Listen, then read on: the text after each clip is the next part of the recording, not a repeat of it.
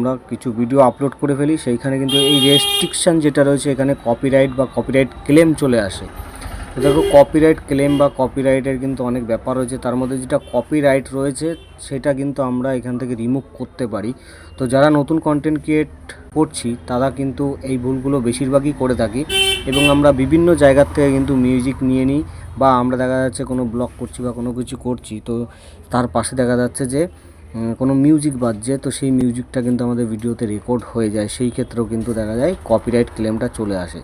তো দেখো এই কপিরাইট ক্লেমটা হাঁটানোর জন্য তুমি প্রথমে যেই কাজটি করবে সেটা হচ্ছে, দেখো এই ভিডিওতে তুমি প্রথমে আসবে, ঠিক আছে, তুমি প্রথমে চলে আসবে তোমার কন্টেন্টের মধ্যে এরকম, ঠিক আছে, কন্টেন্টের মধ্যে আসবে। কন্টেন্টের মধ্যে আসার পরে তোমার যেই ভিডিওটায় দেখবে যে কপিরাইট পড়েছে সেই ভিডিওটা তুমি এইভাবে ওপেন করবে। দেখো আমি এই ভিডিওটা ওপেন করার আমি ইচ্ছা করেই করেছি যে তোমাদের দেখানোর সুবিধার্থে যে কীভাবে কপিরাইট ক্লেমটা এখান থেকে সরানো যায়, ঠিক আছে, বা রিমুভ করা সম্ভব আছে। তো এবার দেখো এবার কী করতে হবে, এই যে কপিরাইট লেখা আছে এর উপরে আমরা চাপ দেবো, এবং টাচ করলাম। টাচ করার পরে এখানে দেখতে পাচ্ছ যে আমার যে ভিডিও টাইটেল সেটা আছে এখানে publish every can see this video, মানে সবাই দেখতে পারবে। কপিরাইট কিসের জন্য আসছে সেটা দেখার জন্য এটা রিভিউ ইস্যুস, এরপরে আমরা টাচ করলাম। তো ভিডিওর মানে কোথাও তেমন কিছু নেই, শুধু মাঝখানে যে জায়গাটা রয়েছে সেই জায়গাটা কিন্তু সাদা হয়ে এখানে হাইলাইট হয়ে গেছে, যে এই জায়গাটুকুর মধ্যে কিন্তু আমার সেই মানে কপিরাইট যে মিউজিক বলো বা কপিরাইটে যা আছে সমস্ত কিন্তু এইটুকুর মধ্যে আছে। তো এইখানে দেখো কয়েকটি অপশান রয়েছে, সেই অপশানগুলো আমাদের প্রথম ফলো করতে হবে, সেই অপশানগুলো ফলো করলেই কিন্তু এখান থেকে আমরা এটা সরাতে পারবো। তো এখানে দেখতে পাচ্ছ অডিও যেটা হচ্ছে, এখানে প্রথমেই দেখো নিচে লেখা রয়েছে টিক মেরে নো ইমপ্যাক্ট, ঠিক আছে, মানে কোনো রকম সমস্যা কিন্তু আমার চ্যানেলের ক্ষেত্রে হবে না। তবুও আমি চাইছি যে এই ভিডিওটা যে মানে সেভ থাক, বা এই ভিডিওতে কোনো রকম কপিরাইট স্ট্রাইক বা কপিরাইট ক্লেম যাতে না থাকে সেটা আমি এখান থেকে রিমুভ করব। তো দেখতে পাচ্ছ এখানে ডলি সাজাকে রাখনা কি একটা হয়েছে, যাই হোক এই যে গানটা বাজছিল কিন্তু পাশে মনে হয়, তো এরকম ধরনের একটা কি হালকা হালকা গান বাজছিল আমার এই ভিডিও, তোমরা এই ভিডিওটা গিয়ে দেখতে পারো, ঠিক আছে। আমি কপিরাইট হাটিয়ে দেবো, তবুও ভিডিওটা কিছু সময় লাগবে কপিরাইটটা হাঁটানোর জন্য।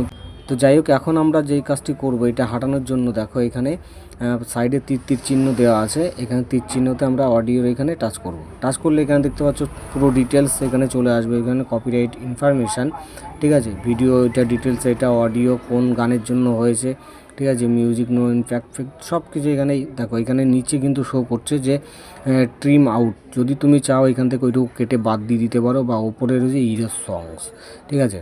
এইখানে আমরা যখন চাপ দেবো, চাপ দেওয়ার পরে কিন্তু দেখো ভিডিওটা এইভাবে চলে আসবে।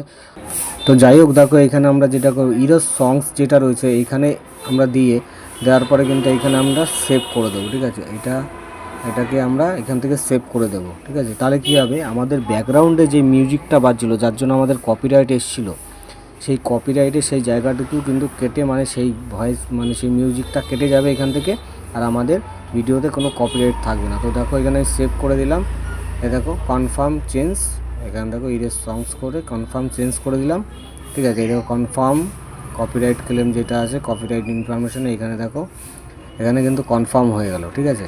এখানে যদি আবার যাই, এখানে দেখতে পাচ্ছ আর কিন্তু শো করছে না, ঠিক আছে, এই জিনিসটা কিন্তু শো করছে না, মানে কি ওইটাকে আমি এখান থেকে সেভ করে দিই, যার জন্য ইরেজ সংস আর কোনো কিছু শো করছে না। এবার যদি আমি ব্যাকে চলে আসার পরে যদি আমি এখানে রিফ্রেশ করি, রিফ্রেশ করার পরে এখানে দেখো চেকিং চলছে, এডিট প্রসেসিং চলছে, সে আমার মিউজিক যা ছিল সেই মিউজিক কিন্তু কেটে যাবে, কেটে গিয়ে আমার এখানে ভিডিওটা একদম পুরো অ্যাকুরেটভাবে ভালোভাবে এখানে আমার ভয়েস সহ কিন্তু থেকে যাবে, ঠিক আছে। তো ভিডিও যদি ভালো লাগে একটা লাইক করে দেবে, চ্যানেলে নতুন হলে সাবস্ক্রাইব করে সঙ্গে বেল আইকনটি টাচ করে দেবে। তো এরকম ধরনের আরও ভালো ভালো ভিডিও তোমাদের সামনে নিয়ে আসবো। তো থ্যাংক ইউ ফর ওয়াচিং।